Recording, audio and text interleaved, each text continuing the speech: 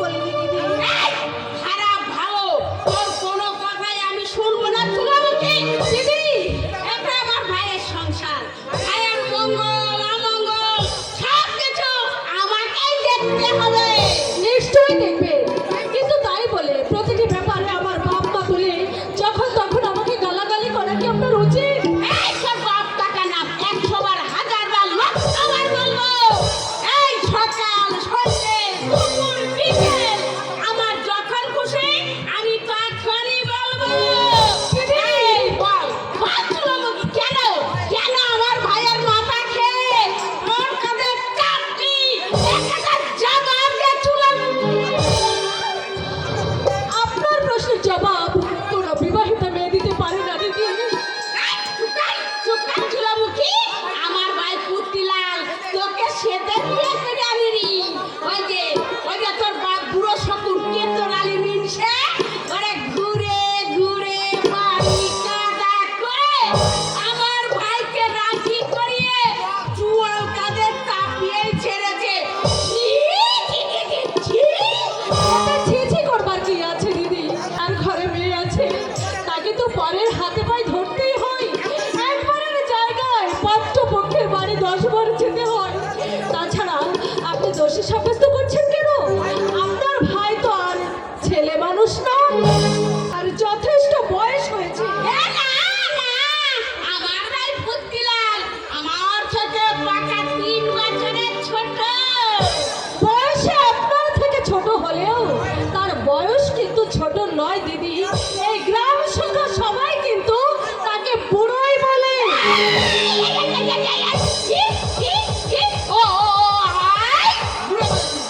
আমার ভাই বুড়ো, আমার ভাই বুড়ো, তোর বাপ বুড়ো, তোর মামা বুড়ো, তোর কাকা। দিদি উলনমুখী, ফের আবার এই কথা মুখে উঠলে মেরে আমি তোর মুখ ভেঙে দেবো। মরতে আপনি আমাকে বাকি রেখেছেন নাকি? কি বলে চুলামুখী? হ্যাঁ? আমি তোকে মেরেছি, আমি তোকে মেরেছি। ও মা, আমার কি হবে গো? আমি বলে চুলামুখীকে মেরেছি গো। বাবা, এইভাবে সত্যি মিথ্যা বানিয়ে বানিয়ে বলে আমার ভাইয়ের কান ভাঙিয়ে দিয়ে। ওরে বাবা রে, ও বাবা, আমার ভাত ভাঙাবার চেষ্টা করছে গো। আপনার ভাত ভাগাবার মতো অত ছোট মন আমার নয় দিদি। আমি গরিবের মেয়ে হতে পারি, মাসে পান্তা খেয়ে বড় হতে পারি, কিন্তু তাই বলে ওলা উনানমুখী, থামলে থাম। তুই সব পারি না মারতে। আমার তুই মারির বদনাম দিয়েছি, তখন তো সব পারি। আপনি আমাকে মারেননি ঠিকই, কিন্তু আপনার মুখের মার বড় সাংঘাতিক দিদি। সেই জ্বালা যে সহজে সহ্য করা যায় না।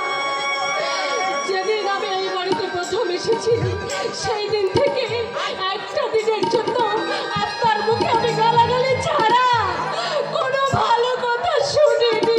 বলা, তোর কানের মাথা থাকলে তো তুই ভালো কথা শুনতে পাবি।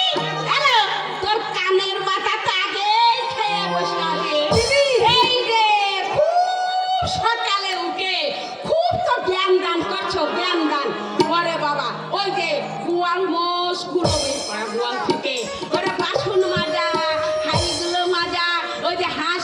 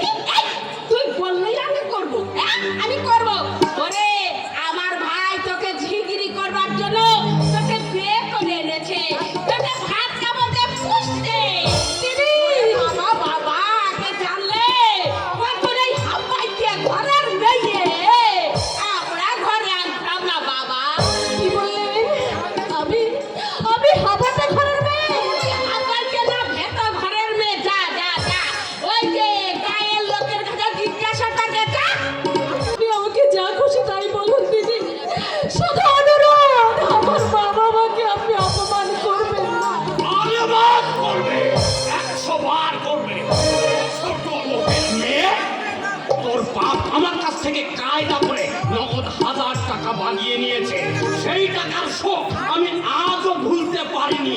তা জানিস, সে কথা তুমি আমাকে শোনাচ্ছ কেন? এই, তোকে শোনাবে না কি রাস্তার লোকে শোনাবে? দিদি, এই, খবরদার, তুই আমাকে দিদি বলিস রে। আমি তো দিদি রে। আরে জুতো মেরে গরু দাম করতে বলে দিদি। এই এই এই কি হয়েছে রে দিদি?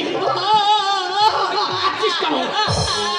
ও ভাই, বাইরে, ও ভাই, ওরে জানা হবার, তাই হয়েছে রে ভাই, তাই হয়েছে।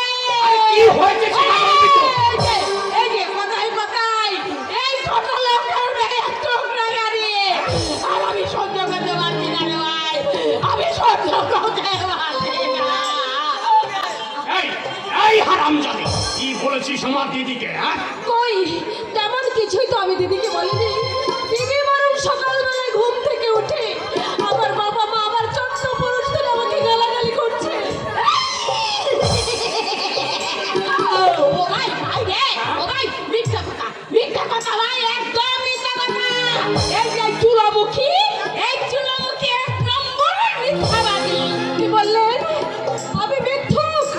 বাবা, চুলামুখী, আমি আর তোকে কিচ্ছু বলবো না। তোর সঙ্গে কোমর বেঁধে আমি ঝগড়াও করতে পারবো না। দিদি, বটে। ও ভাই, ও ভাই, ভাই রে, ও ভাই, ভাই, তুই তোর বউ নিয়ে কাজটা কর না। ওরে ভাইয়ের বউয়ের গন্ধটা সহ্য করার চেয়ে, ও ভাই, ভাই রে, আমি শ্বশুর বাড়ি দরজায়, ও বাবা রে, আমি ভিক্ষে করে খাবো রে। ও ভাই, আমি শ্বশুরের দাদা ভিক্ষে করে খাবো। এই দিদি, এই দিদি শোন, শোন।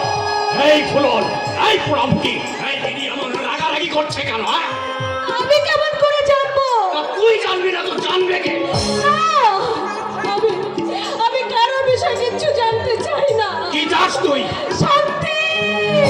এই বাড়িতে দিবারাত্রি এত অশান্তি আমি আর সহ্য করতে পারছি না। তার মানে তার মানে আমি কিছুদিনের জন্য ও বাড়িতে যেতে চাই। ও বাড়ি মানে বাপের বাড়ি তো? হ্যাঁ, না, না মানে? না মানে তোর বাপের বাড়ি যাওয়া হবে না। বাপে শ্বশুর বাড়ি ছেড়ে বাপের বাড়িতে গিয়ে হাতে আজাদি নিয়ে অন্য লোকের সঙ্গে ঢলাঢলি করে বেড়াবে, সেটা আমি কখনোই হতে দেব না। আসতে বলো, আসতে বলো। কেন? কার ভয়ে? আমি কি কারো তোয়াক্কা করি নাকি? আমার ঘরে আমি যা খুশি তাই করবো। দোহাই তোমার, তোমার দোহাই লাগে আর তুমি কেলেঙ্কারি মারিও না। কেলেঙ্কারি? কেলেঙ্কারির এখনো হয়েছে কাকে? 500 আগে মেয়ে ছেলে এখনো অনেকে বাকি। বাপের নাম আমি আজ ভুলিয়ে দেব। খবরদার! বারবার তুমি আমার বাবা মার নাম তুলে যখন তখন আমার বাবা মাকে অসম্মান করবে না বলে দিচ্ছি। এই কথায় কথায় বাপের বাড়ির যাবার নাম করবে না। তোমাকে আমি 1000 টাকা পণ দিয়ে বিয়ে করে এনেছি, অতএব তুমি আমার বউ। তোমাকে বাপের বাড়ি পাঠানো বা না পাঠানো আমার ইচ্ছা অনিচ্ছার উপর নির্ভর করে। সৎ চরিত্র স্বামী হলে তাই হতো, কিন্তু তোমার মতো চরিত্রহীন লোকের বইয়ের উপর কোনো অধিকার চলে না। বলে আমি চরিত্রহীন? নিশ্চয়ই। ফুলন! রাতের পর রাত যে বউকে ঘরে একা ফেলে রেখে বাইরে রাত কাটায়, একদিনও নেশানা করে যে বাড়িতে ঢোকে না, বাড়ি এসে ও কারণে পরের কথা শুনে যে বউকে মারধর করে, সেই কি বলতে চাও সৎ চরিত্র সাধু পুরুষ? হয়।